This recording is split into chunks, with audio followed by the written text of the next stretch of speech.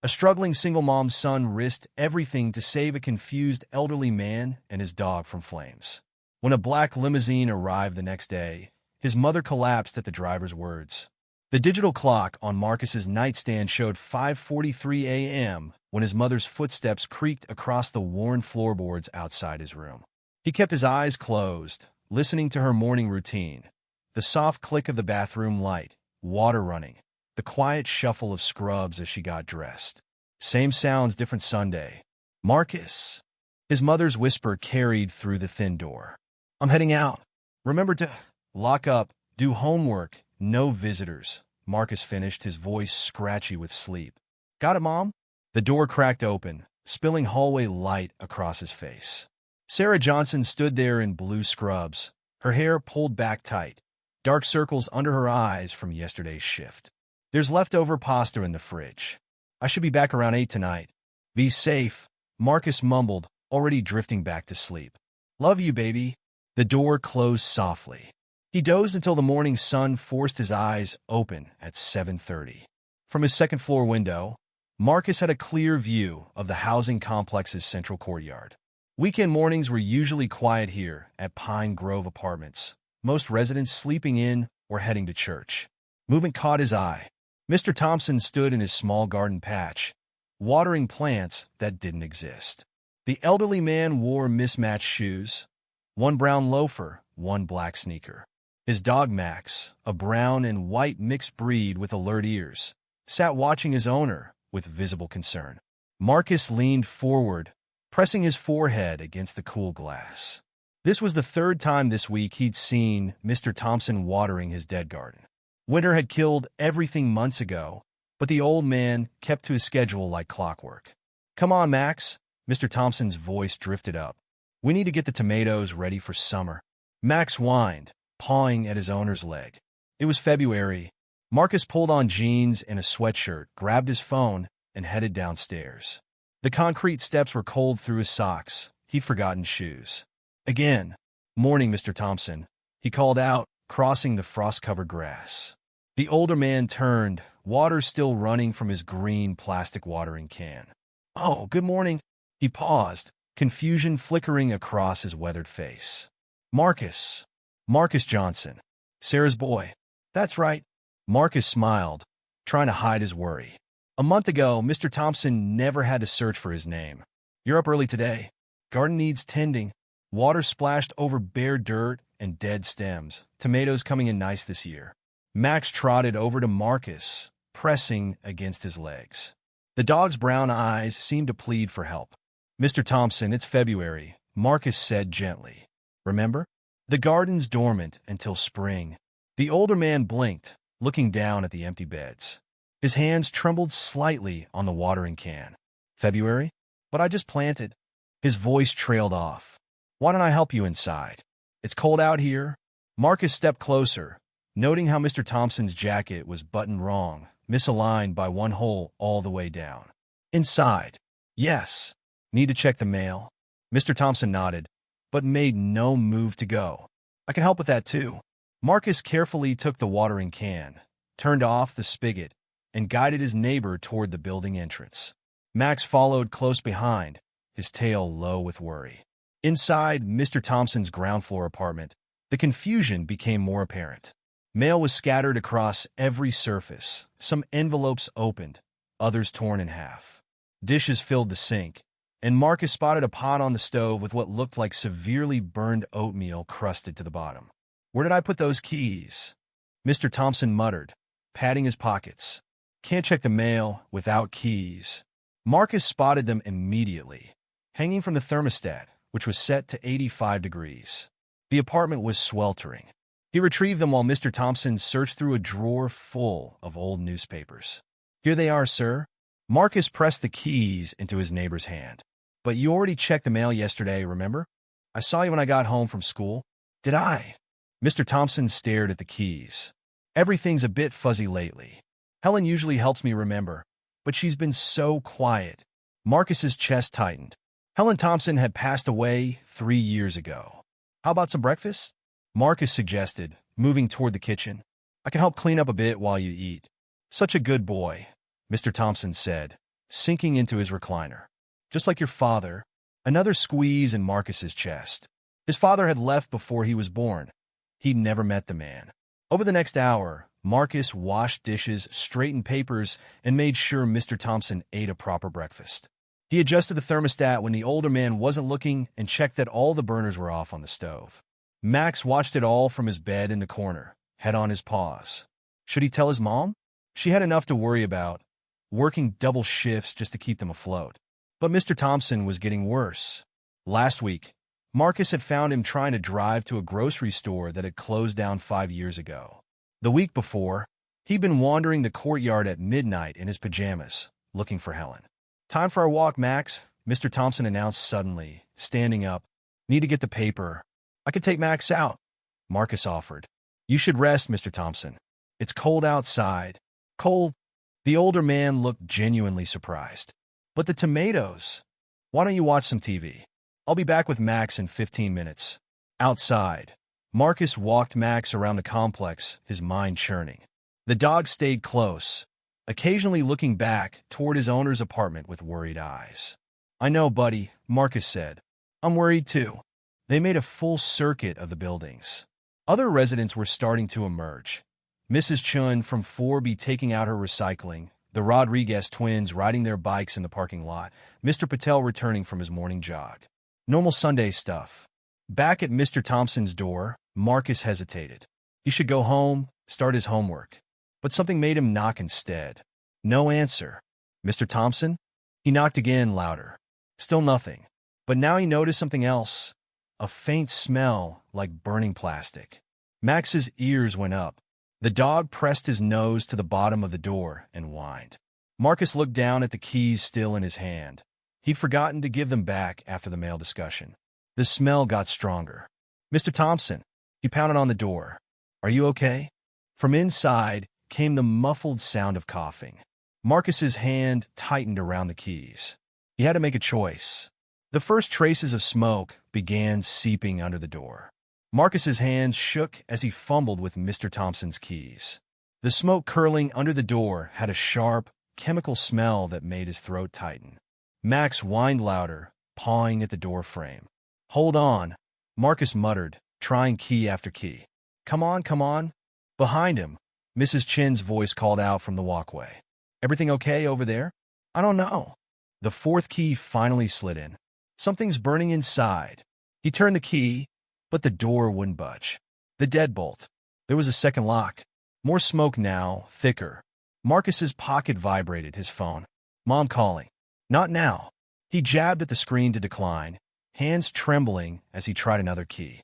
Max barked sharply, the sound echoing off the concrete walls of the complex. Through the door, Marcus heard something crash inside the apartment. "Mr. Thompson." He pounded on the door again. "Can you hear me?" A muffled cough answered. Then Mr. Thompson's voice, confused and weak. "Helen? Is the oven on? Call 911. Marcus shouted to Mrs. Chun, who stood frozen on the walkway. The smell of smoke was getting stronger, taking on a darker, oily edge. His phone buzzed again. "Mom." Again, he declined. The seventh key fit the deadbolt. Marcus turned it and shoved the door, but something blocked it from the inside. Through the inch-wide gap, hot air and black smoke poured out. He couldn't see anything in the darkness beyond. "What's happening?" Mr. Patel jogged up, still in his running gear. "Is there a fire?" "Mr. Thompson's trapped inside." Marcus shouldered the door again. It gave maybe another inch. "Help me." Max squeezed through the narrow opening before Marcus could stop him. The dog's barking turned frantic, then dissolved into coughing. "Fire department's coming," Mrs. Chin called out, phone to her ear. "They say don't go inside." Marcus heard Mr. Thompson speaking again, his words slurred and confused. "Helen, the garden needs water." The smoke had a texture now, thick enough to feel on his skin. Marcus's eyes burned. The door still wouldn't open more than 2 inches. Something heavy had fallen against it. Through the gap, he saw orange light flickering, casting strange shadows in the smoke. His phone buzzed. "Mom again." This time he answered, wedging it between his ear and shoulder as he kept pushing on the door. "Marcus? Why aren't you answering? Are you okay?" Mom! He coughed as smoke caught in his throat. Mr. Thompson's apartment is on fire. He's trapped inside. What? Get away from there right now. Wait for the fire department. I can't. He's confused, Mom. He doesn't know what's happening. Another crash from inside. Max's barking turned desperate. Marcus Johnson, don't you dare. He ended the call. Behind him, more residents gathered. Someone had a garden hose, but the water didn't reach the door. The smoke was black now, rolling out in waves. Mr. Patel grabbed his arm. Son, wait for the professionals. It's too dangerous. Inside, Max's barking stopped abruptly. Marcus shrugged free. The smoke stung his eyes, made them water. He could hear sirens, but they were distant, too far away. Through the gap in the door, the orange light grew brighter. Mr. Thompson started coughing again, the sound weak and wet. The memory hit him suddenly. Last summer, watching survival videos on YouTube during a rainy weekend. One about house fires. The instructor's voice played in his head. Most residential doors can be forced with a concentrated impact near the lock point. Marcus backed up 3 steps. The gathered crowd murmured. Kid, don't, Mr. Patel started. Marcus ran forward and slammed his shoulder into the door, just beside the handle. Pain shot through his arm. The door shuddered but held. He backed up again. The smoke was like a living thing now, reaching for him with black fingers. His eyes streamed tears, his lungs burned. The sirens were closer, but not close enough. Inside, something else crashed. Mr. Thompson called out, his voice thin with panic. Max? Where are you, boy? Marcus ran at the door again. This time he heard would splinter. One more hit. Just one more. His phone buzzed. Mom! He ignored it. Back up. Run. Hit. The door gave way with a crack of breaking wood. Marcus stumbled through into hell. Heat slammed into him like a physical blow. Black smoke boiled along the ceiling, dropping lower by the second. The flickering orange light came from the kitchen, where flames climbed the walls. The burning smell was everywhere, mixing with something else, melting plastic, scorched food, chemicals. He dropped to his hands and knees, where the air was clearer. YouTube guy's voice again. Stay low. Crawl. You have minutes, maybe seconds. Mr. Thompson. His voice came out raw. Max. A weak bark answered from the kitchen. Marcus crawled toward it, eyes stinging, throat closing up. The heat pressed down like a weight. Through the smoke, he made out shapes. The fallen bookcase that had blocked the door, a chair lying on its side, scattered papers burning like autumn leaves. The kitchen doorway glowed orange. Max barked again, the sound ending in a cough. Marcus followed it, staying low. The linoleum floor was hot under his palms. The kitchen was a wall of flames and smoke. The fire seemed to be coming from the stove, where something had burned through a pot and caught the cabinets. The flames reached the ceiling now, spreading across it like water. Through the chaos, Marcus saw 2 shapes, Max pulling at Mr. Thompson's sleeve with his teeth. The old man sat slumped against the refrigerator, eyes unfocused, muttering about Helen and tomatoes. Mr. Thompson, Marcus crawled closer. The heat was unbearable. We have to go. Who's there? Mr. Thompson blinked slowly. Is it time for breakfast? Max released his owner's sleeve and staggered over to Marcus, coughing. The dog's fur was hot to the touch. Behind them, something exploded, the sound sharp and final. Glass shattered. The flames roared louder. Marcus heard sirens in the parking lot. Help was here, but the fire was between them and the front door now, growing by the second. Black smoke pressed down, making it hard to think, hard to breathe. The kitchen window was blocked by flames climbing up the curtains. The back door was past the worst of the fire. They had one chance, but Mr. Thompson wasn't moving, wasn't understanding. Marcus looked at Max, seeing the same desperation in the dog's eyes. They had to make a choice. Now! The ceiling made a sound like breaking bones. The kitchen's ceiling groaned again. Chunks of burning material dropped around them, like deadly rain. Marcus grabbed Mr. Thompson's arm, feeling the heat through the old man's sleeve. We have to move. Now! His voice cracked from the smoke. Mr. Thompson blinked slowly. But Helen's making breakfast. The flames had reached the doorframe. cutting off their escape route. Marcus's YouTube knowledge flashed through his mind. Fire doubles in size every 30 seconds. They had maybe a minute before the whole kitchen went up. Max barked through his coughing, pulling at Mr. Thompson's other sleeve.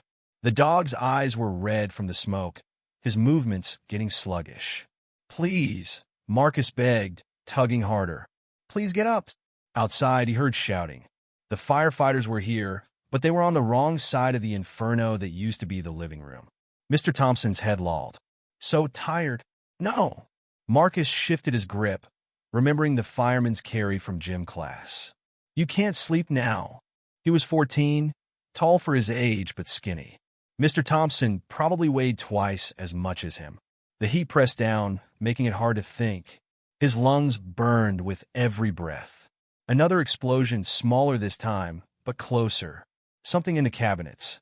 The flames reached for them like hungry hands. Marcus made his choice. He grabbed Mr. Thompson under the arms and pulled. The old man was dead weight, but fear gave Marcus strength he didn't know he had. "Max," he shouted. "The back door. Show us the way." The dog understood.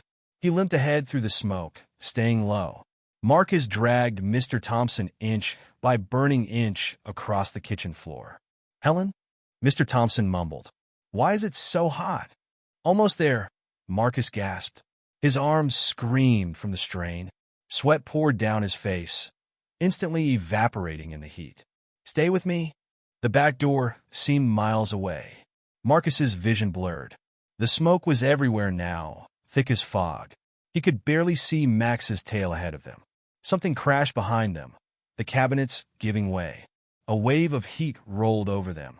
Marcus felt his shirt starting to smolder. Max's bark turned into a yelp of pain. The dog had reached the door, but the metal handle was too hot to touch. Marcus's legs shook. He couldn't carry Mr. Thompson any further. The old man had gone completely limp, his breathing shallow. "Help!" Marcus screamed, hoping someone would hear them through the door. "We're here." The smoke dropped lower. Marcus couldn't see the ceiling anymore, couldn't tell if it was still there. His arms gave out. Mr. Thompson slumped to the floor. Max whined, pressing against Marcus's leg. The dog's fur was hot enough to burn. "The handle," Marcus wheezed. "Got to open it." He pulled his sleeve over his hand and reached for the doorknob. Even through the fabric, the metal seared his palm. He screamed, but kept turning. The door stuck, warped from the heat. Marcus slammed his shoulder against it, just like the front door. Pain shot through his already bruised body. The door shuddered but held. "Again," he told himself. "Hit it again."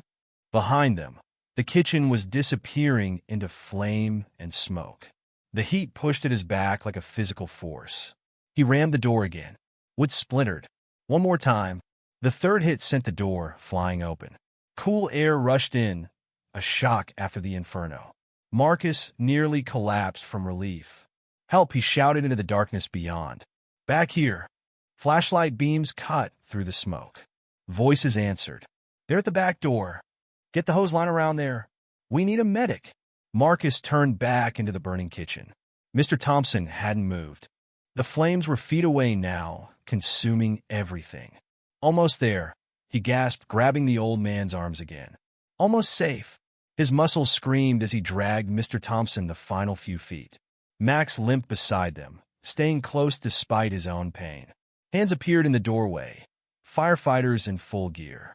They took Mr. Thompson first, lifting him easily. Then they reached for Marcus. "I got him." A firefighter grabbed Marcus's arm. "Come on, kid. Move." Marcus stumbled out into the cold night air. His legs gave way. Someone caught him before he hit the ground.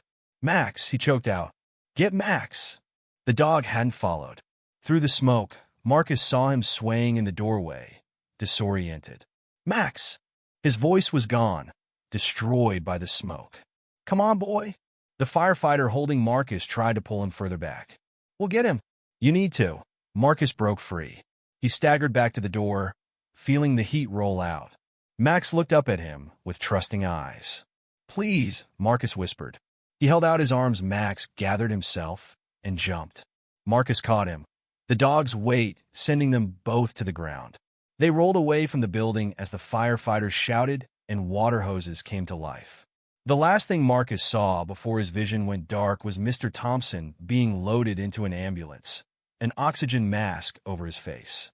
Max's weight pressed against his chest, the dog's heart beating fast but steady. Somewhere in the chaos, he heard his mother screaming his name. Then everything faded to black. Consciousness came back in pieces. First the antiseptic smell, then the steady beeping of machines. Finally, the scratchy feel of hospital sheets against his skin. Marcus opened his eyes to white ceiling tiles and fluorescent lights. His throat felt like he'd swallowed broken glass. "Baby?" His mother's face appeared above him, eyes red from crying. "Can you hear me?" He tried to speak, but only managed a raspy cough. Sarah Johnson pressed a straw to his lips. The water felt like heaven. "Mr. Thompson?" he whispered after a few sips. "Max, they're both okay." She stroked his forehead, her hand trembling. "Thanks to you." The hospital room came into better focus. Sunlight streamed through the window. Morning? Afternoon? He wasn't sure how long he'd been out. "What were you thinking?" His mother's voice cracked. "You could have died in there." Memory flashed.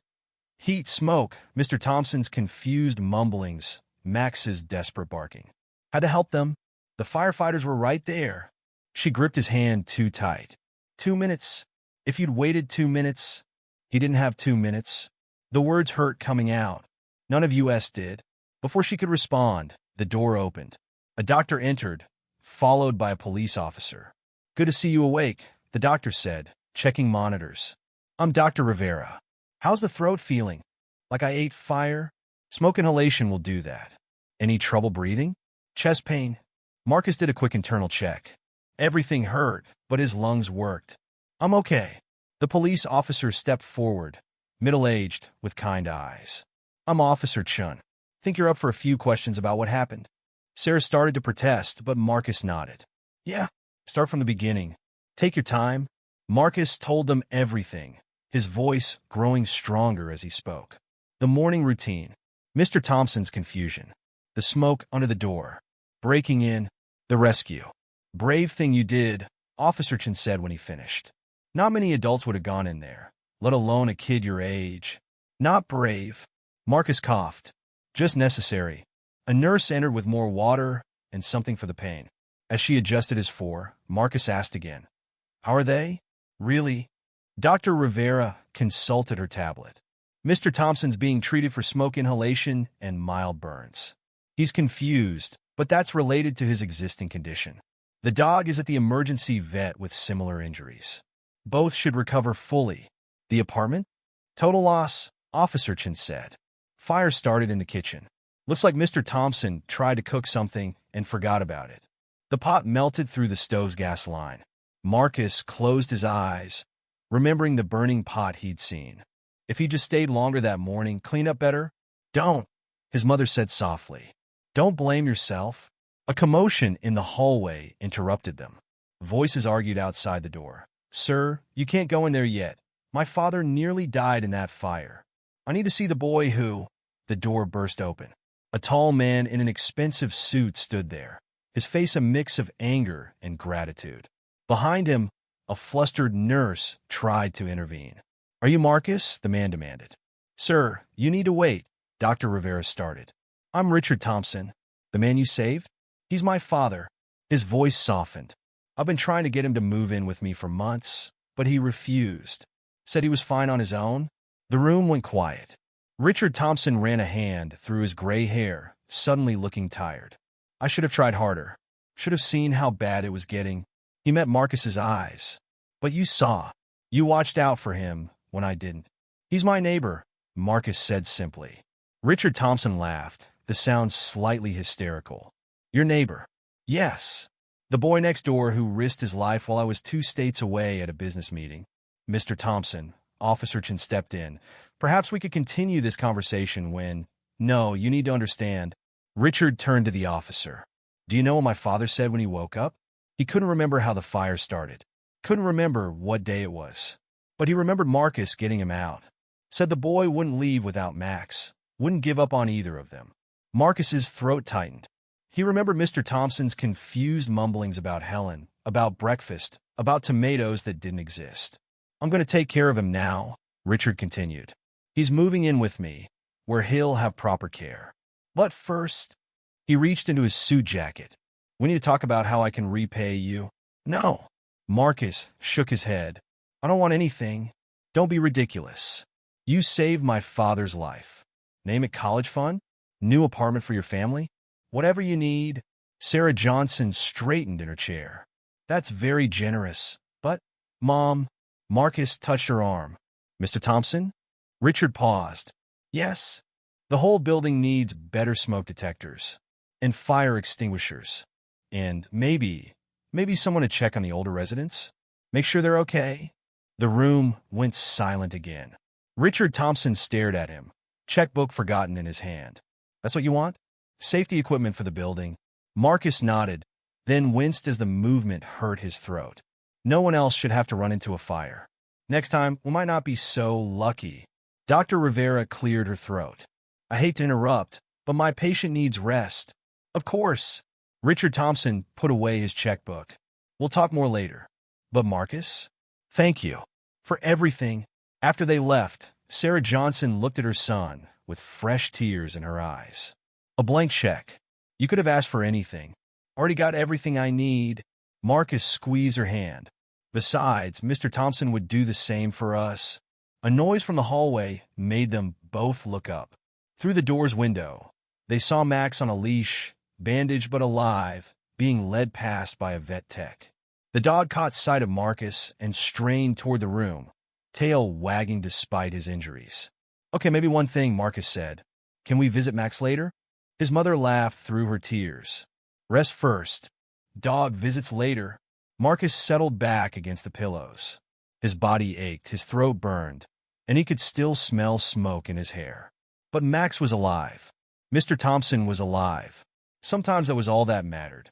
The pain medication began to take effect, making the room fuzzy around the edges. As he drifted off, Marcus heard his mother whispering, "My brave, foolish, wonderful boy." He wanted to tell her he wasn't brave, just doing what needed doing. But sleep pulled him under before he could find the words. The next time Marcus woke, the hospital room was dark except for the dim light above his bed. His phone showed 3:47 a.m.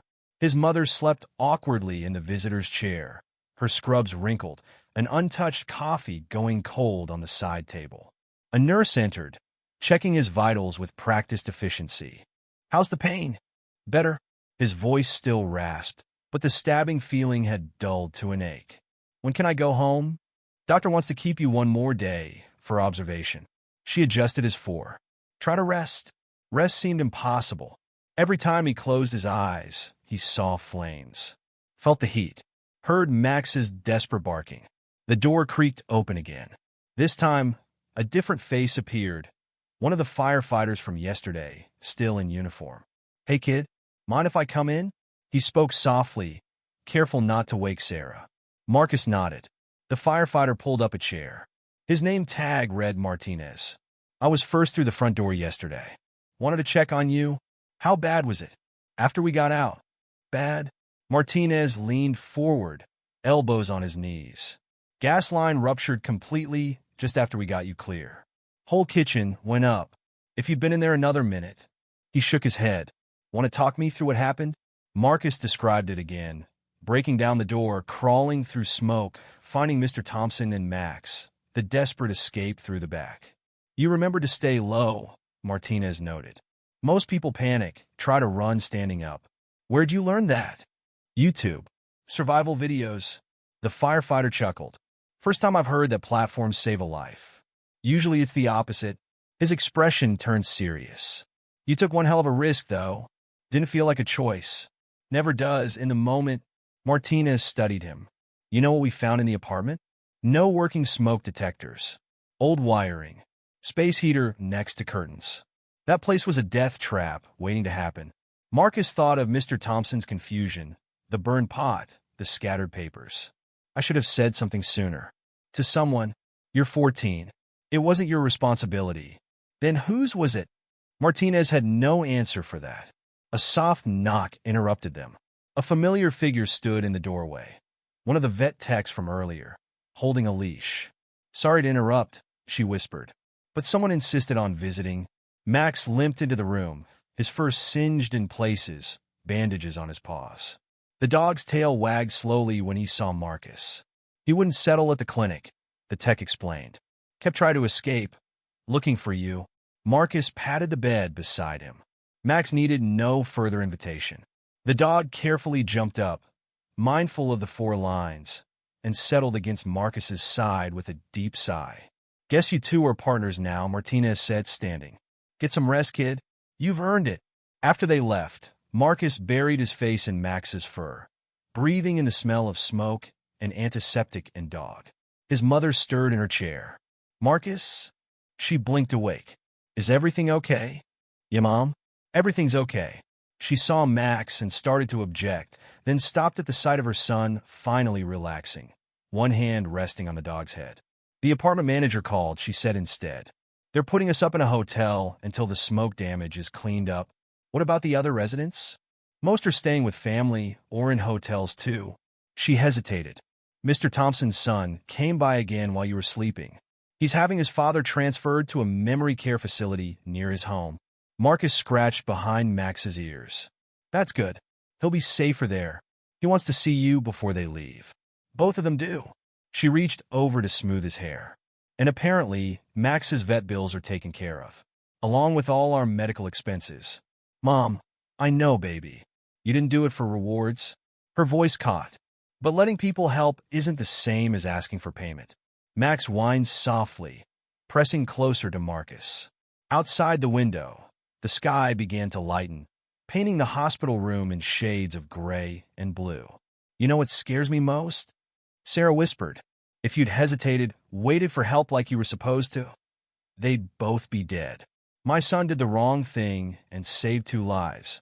Did the necessary thing," Marcus corrected. His throat still hurt, but the words came easier now. "There's a difference." She was quiet for a long moment. "Your father would be proud." "Don't." The word came out sharper than he intended. "He left before I was born. He doesn't get to be proud." "Marcus." "It's okay, Mom." "Really?" He forced a smile. "We've always been enough. Just us." Max lifted his head, looking between them with worried eyes.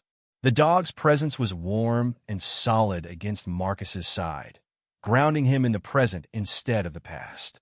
A doctor Marcus hadn't seen before entered, carrying charts. She raised an eyebrow at the dog, but didn't comment. "Good morning. I'm Dr. Patel. How are you feeling?" "Better." Marcus sat up straighter, trying not to disturb Max. "When can we go home?" "Let's check those lungs first." She listened to his breathing, examined his throat, tested his reflexes. "Any dizziness? Confusion?" "No, just tired. Smoke inhalation can do that." She made notes on her tablet. "Your oxygen levels look good, and the minor burns are healing well. 1 more night for observation. Then home tomorrow if everything stays stable." Sarah asked questions about follow-up care, medications, signs to watch for. Marcus only half listened, his attention drawn to movement in the hallway. Through the door's window, he saw Mr. Thompson in a wheelchair, oxygen tank attached. The older man looked small, diminished somehow. His son, Richard, stood behind the chair, talking to a nurse. As if sensing Marcus's gaze, Mr. Thompson turned toward the room. Their eyes met through the glass. For a moment, confusion clouded the old man's face, the same blank look he'd worn in the burning kitchen. Then recognition dawned. He lifted a trembling hand in greeting. Marcus waved back, his throat tight with emotions he couldn't name. Max's tail thumped against the bed. The dog had seen Mr. Thompson too, but made no move to leave Marcus's side. Some choices, once made, couldn't be unmade. "Marcus?" Dr. Patel's voice brought him back. "Did you hear the question?"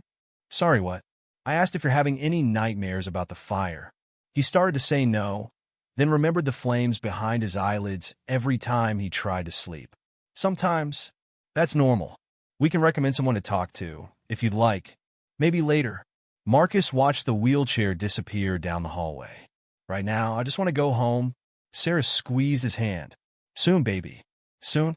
The morning light grew stronger, chasing shadows from the room's corners. Max dozed against Marcus's side, his breathing deep and even. In the distance, sirens wailed, another emergency, another choice someone would have to make. Marcus closed his eyes, feeling the weight of the dog against him, his mother's hand in his, the lingering ache in his lungs. Not every scar was visible. Not every healing happened on the outside, but they were alive. All of them. Sometimes that had to be enough. The hotel room felt strange after the hospital. Too quiet, too clean, too far from everything familiar. Marcus sat on the edge of the bed, staring at the generic landscape painting on the wall. His mother moved around the small space, unpacking the few things they'd salvaged from their smoke-damaged apartment. The restoration company says it'll take about a week, she said, hanging his school backpack on a chair. Most of the damage was from smoke, not the actual fire. Marcus nodded, his throat still too raw for unnecessary words. The doctors had released him that morning with instructions to rest, avoid physical activity, and report any breathing problems immediately. A knock at the door made them both jump.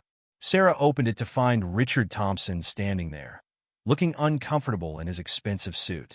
"I'm sorry to disturb you," he said, "but we're leaving for Connecticut in an hour, and my father. He's asking for Marcus." Sarah glanced at her son.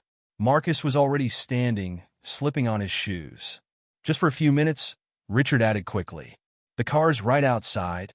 The hallway carpet muffled their footsteps as they walked to the elevator. No one spoke. In the lobby, Marcus saw the black limousine parked at the curb, its engine idling. Mr. Thompson sat in the back seat, Max curled up beside him. The dog's tail thumped against the leather when he saw Marcus. "There's my boy," Mr. Thompson said, his voice weak but clear. He seemed more lucid than he had in weeks. "Come here, son."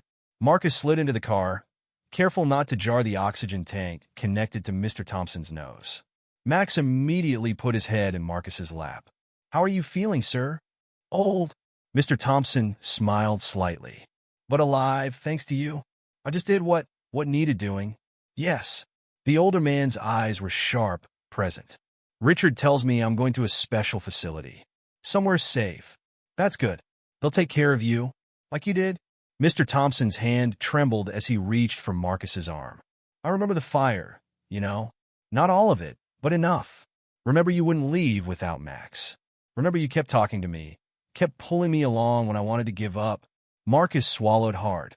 "You were confused. The smoke. I've been confused for months. Knew it was happening but couldn't stop it. Couldn't admit how bad it was getting." He patted Max's head. "But this one knew. And so did you." Outside the car, Richard and Sarah talked quietly, giving them privacy. The limousine's air conditioning hummed softly. "I want you to have something." Mr. Thompson reached into his jacket pocket with shaking fingers.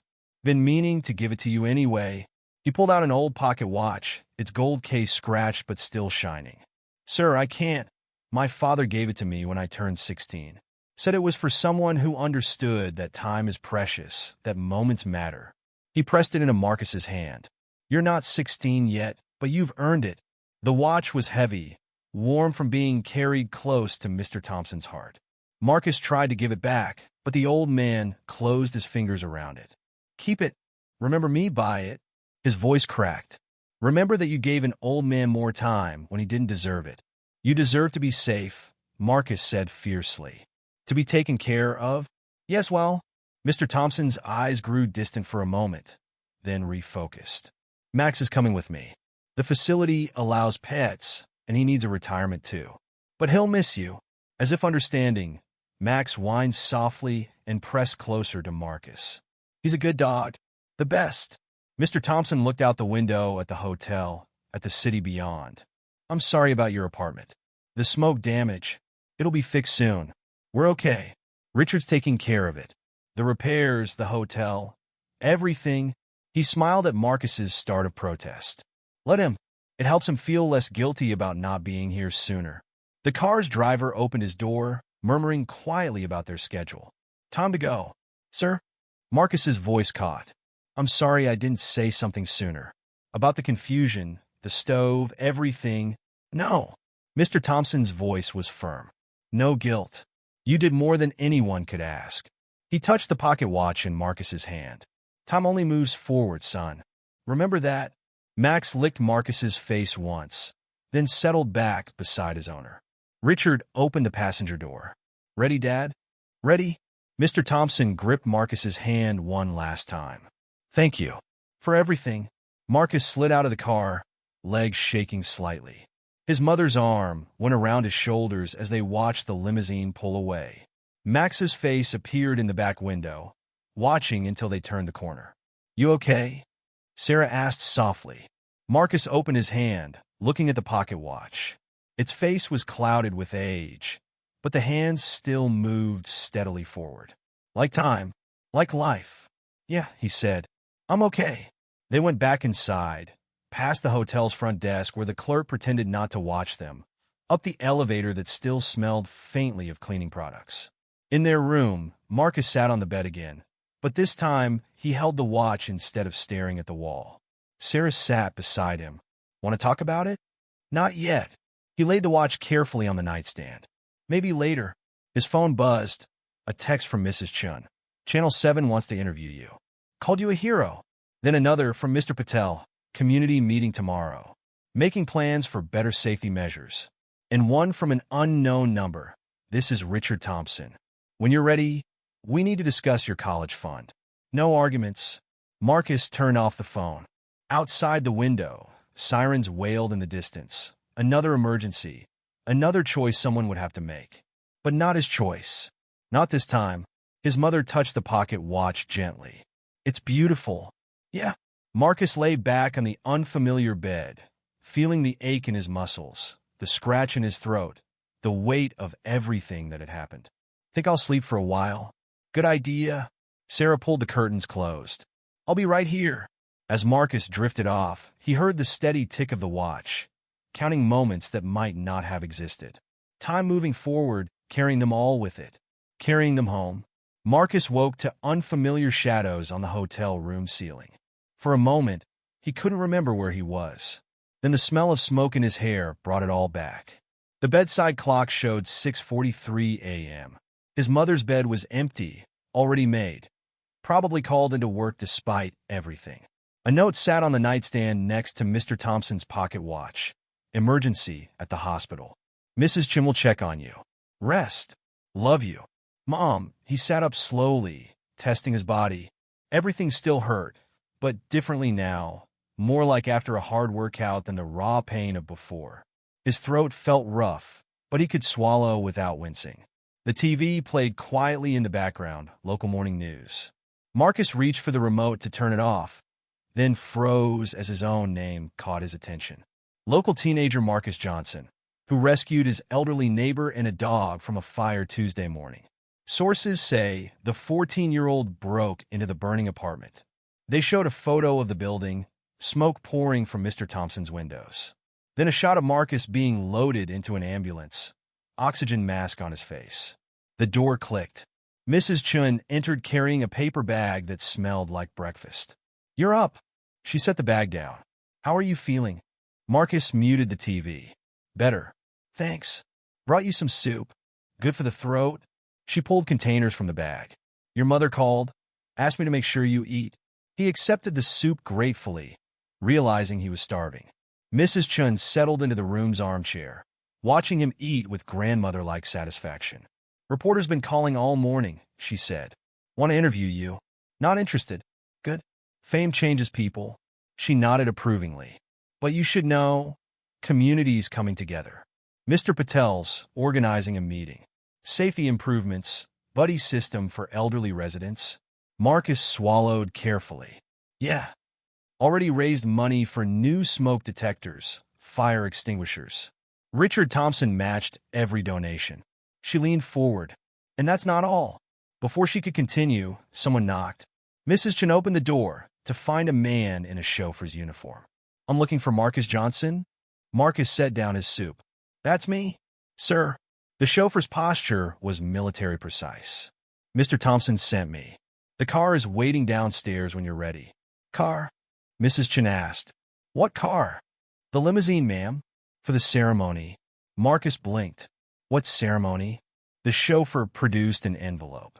Inside was a letter on expensive paper. Dear Marcus, the fire department is holding a ceremony this morning to recognize your actions.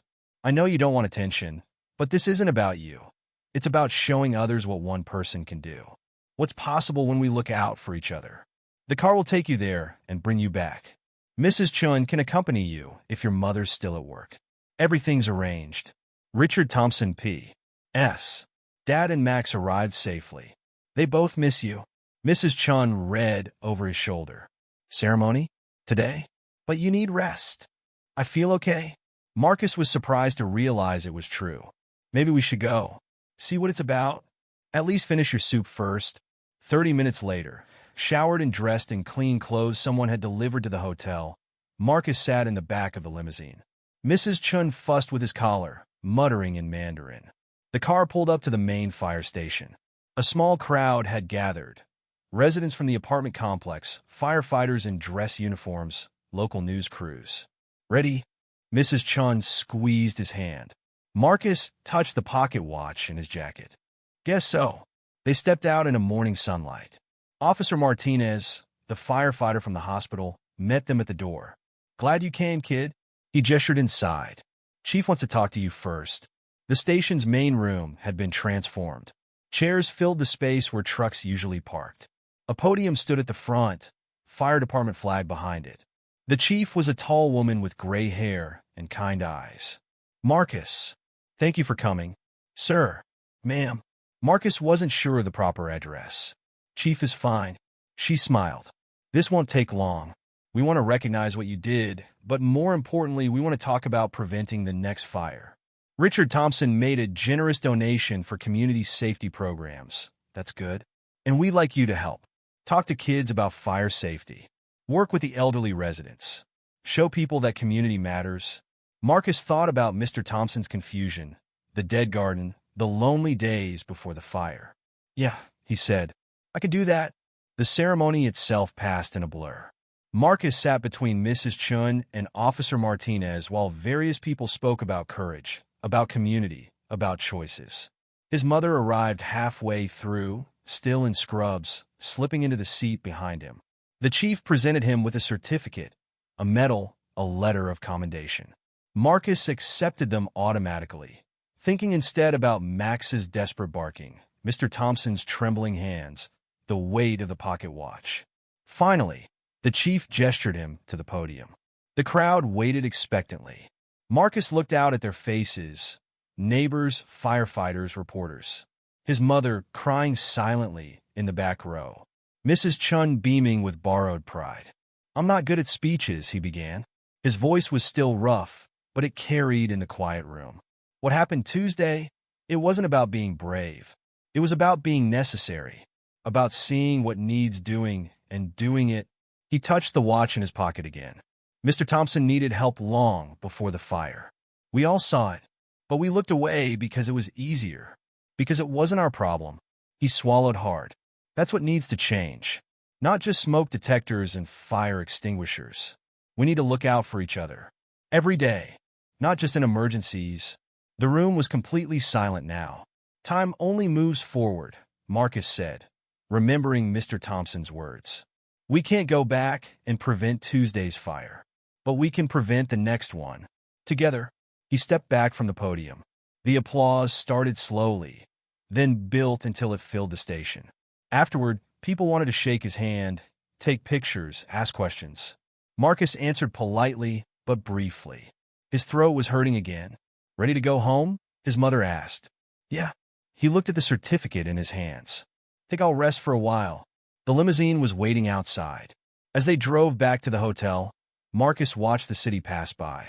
Somewhere in Connecticut, Mr. Thompson and Max were starting their new life.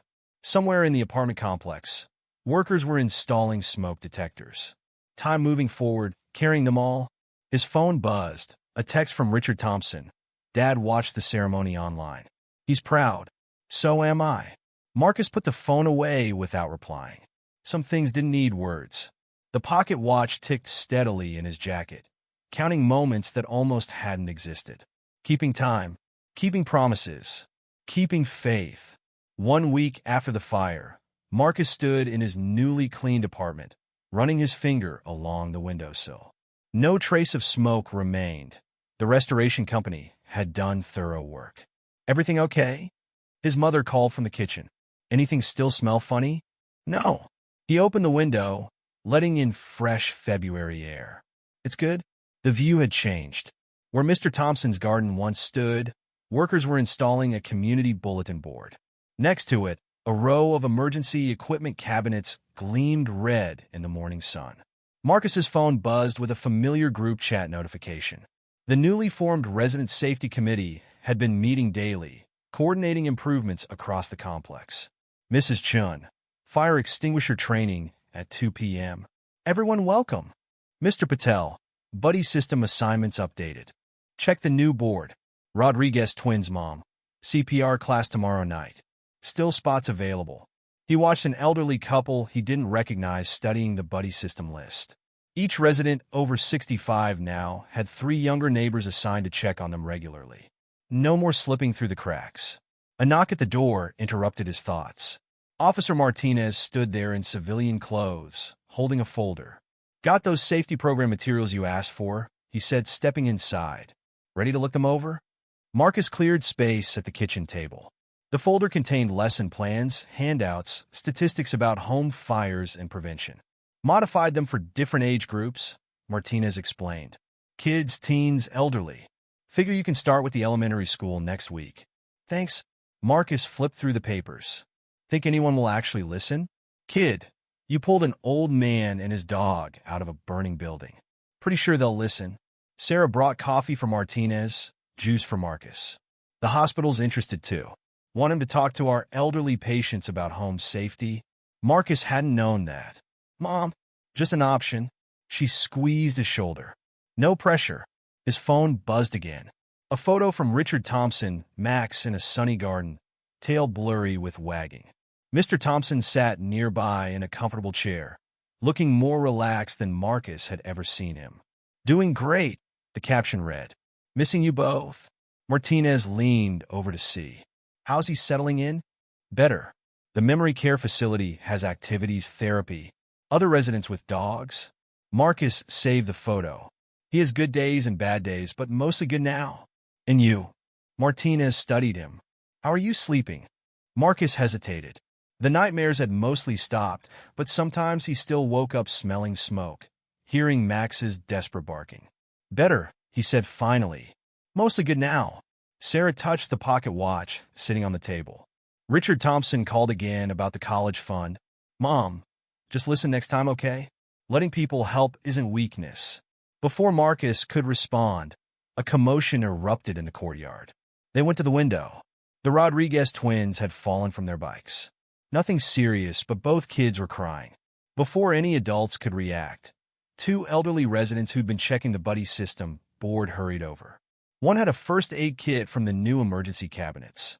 Marcus watched as the older couple cleaned scrapes, offered Band-Aids, soothed tears. The twins' mother arrived, thanking them profusely. A small crowd gathered, everyone making sure everyone else was okay. "See that?" Martinez said quietly. "That's what you started. People looking out for each other. They just needed a reminder. Sometimes that's all it takes." Sarah's phone chimed, the hospital calling her in for an emergency shift. She kissed Marcus's forehead before grabbing her keys. "Mrs. Chin's bringing dinner later," she said. "And don't forget your follow-up appointment tomorrow." After she left, Marcus and Martinez spread the safety program materials across the table. They worked for hours, adapting lessons, planning presentations, identifying community needs. Around noon, Mr. Patel knocked, carrying a clipboard with sign-up sheets for the next round of safety classes. The Rodriguez twins' mother came by with questions about childproofing. Mrs. Chen arrived with enough food to feed an army. The apartment became a command center of sorts. People drifted in and out, offering ideas, asking questions, volunteering time and resources. Marcus's kitchen table disappeared under papers, plans, and half-empty coffee cups. "Never seen anything like it," Martinez said during a quiet moment. "Whole community transformed in a week." Marcus touched the pocket watch, its steady ticking a constant reminder. "Had to change. We got lucky with the fire. Next time, Next time they'll be ready. Martinez gathered his papers. Thanks to you. Not just me. Everyone's helping. Because you showed them how. The firefighter stood, stretching. Sometimes people just need someone to take the first step. After Martinez left, Marcus sat alone at the cluttered table. His throat barely hurt now. The burns had faded to pink marks that would disappear completely with time. His phone lit up with another photo from Connecticut. Max asleep in a sunny window. Mr. Thompson reading in the background, a nurse checking his medications. Looking at the picture, Marcus remembered the confusion in Mr. Thompson's eyes that morning in the garden. The helplessness he'd felt, watching his neighbor water plants that didn't exist. The fire had changed everything. Not just the smoke damage and safety improvements, but something deeper. The way people saw each other. The way they came together. A text from one of the Rodriguez twins. Mom says you're teaching fire safety at school next week. Will you tell us about saving Max? Marcus smiled slightly. Better. I'll teach you how to prevent fires in the first place. The reply came instantly. Cool.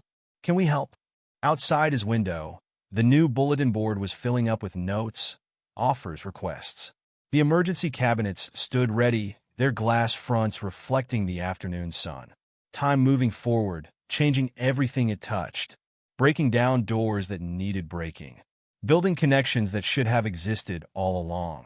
The pocket watch ticked steadily on the table, counting moments that now held possibility instead of regret. 3 months after the fire, Marcus stood before Ms. Wilson's 4th grade class, pocket watch ticking steadily in his hand. 20 eager faces watched as he demonstrated the stop, drop, and roll technique for the 100th time. Remember, he said, his voice clear and strong now, all traces of smoke damage gone. Getting out is more important than grabbing stuff. Things can be replaced. People can't. A small hand shot up. What about pets? Marcus thought of Max's desperate barking. The way the dog had refused to leave Mr. Thompson behind. Tell an adult or firefighter if a pet's inside. They have special equipment and training. He paused. But sometimes you have to make hard choices. After class, Ms. Wilson handed him a stack of thank you cards covered in crayon drawings. You're good with them. Ever consider teaching? Maybe. Marcus tucked the cards into his backpack. Got to finish high school first. His phone buzzed. A reminder about the afternoon's resident safety committee meeting. 3 months in, and attendance was still growing. The apartment complex had transformed.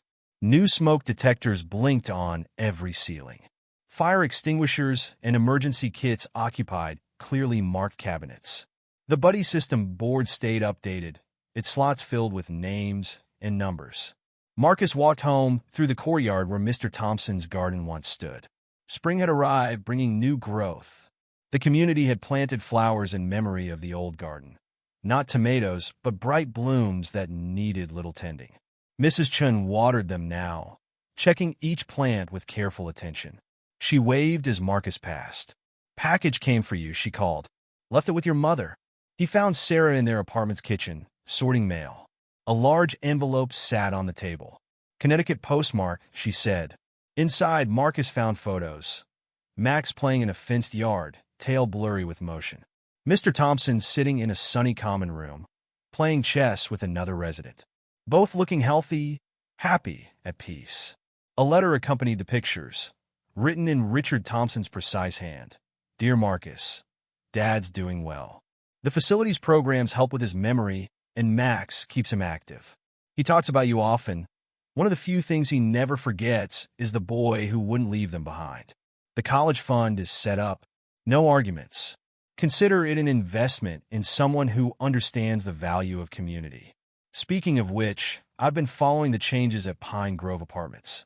Dad would be proud to see his old home becoming what it always should have been, a place where people look out for each other. Max misses you. We all do. Richard, Sarah read over his shoulder. The changes aren't just at Pine Grove. 3 other complexes in the city have started similar programs. Yeah. Marcus set the letter down carefully. Good. The hospital's implementing new discharge procedures, too. Better follow-up for elderly patients living alone. She touched his shoulder. You started something, baby? People were ready for change. They just needed a push. His phone buzzed again. The group chat active with meeting preparations. Mrs. Chun. Bringing snacks. Mr. Patel. New emergency contact lists printed. Rodriguez twins' mom. Kids made safety posters. Marcus smiled, remembering the chaotic first meeting 3 months ago. Now they had structure, purpose, results. The fire department sent representatives each week, teaching new skills, sharing resources. "Oh," Sarah said, Martinez called. "They want you to speak at the academy's graduation next month." "What? Why?" "Show new firefighters that courage comes in all forms," she paused. "And maybe because the chief's daughter saw you teach fire safety at her school. Said you made her want to be a firefighter too." Marcus touched the pocket watch, its weight familiar now. Time moving forward, ripples spreading outward, touching lives he'd never even met. A knock interrupted them. The Rodriguez twins burst in, carrying poster board and markers. "We made signs for the meeting," they announced in unison. Inside voices, their mother called, following them. "Sorry, Marcus. They've been excited all day." The posters showed safety rules in careful child's writing, decorated with drawings of fire extinguishers and emergency exits. At the bottom of each, they'd written, "Be like Marcus. Help others." "They're great," he said. "Want to help set up for the meeting?" The twins nodded eagerly. More people arrived. Mrs. Chun with her famous dumplings, Mr. Patel carrying folders of updated contact information, Officer Martinez in civilian clothes. They transformed the complex's small community room into a command center. Safety pamphlets covered one table, sign-up sheets another. The twins' posters brightened institutional walls. Marcus watched it all from a quiet corner. 3 months ago, these people had been strangers who happened to share an address. Now, they moved like a well-practiced team, each person knowing their role. His phone lit up with another photo from Connecticut. Max in a therapy session, wearing his official service dog vest. The caption read, "Helping other residents now. Learning from the best." The meeting started. Martinez updated everyone on the latest safety improvements.